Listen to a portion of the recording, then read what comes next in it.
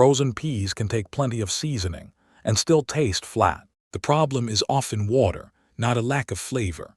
Most frozen vegetables are blanched before freezing, so peas need brief heating, not a long soak. Drain them well, then return them to a warm pan until the wet shine becomes a light sheen.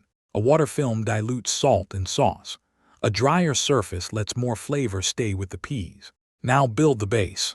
Butter or oil coats the surface and changes how fat-loving aroma compounds are carried and released. Bloom garlic or dry spices briefly in that fat, long enough to wake the aroma, not scorch it. Then add the peas and toss fast. Here is the final turn. Bright ingredients belong near the end. Lemon zest, mint, parsley, or sesame oil contain top notes that extended heat can fade, and long cooking softens plant tissue and dulls the green. So remember the sequence: dry, coat, finish. Less water, better cling, fresher aroma. A food knowledge film by Greenland Food.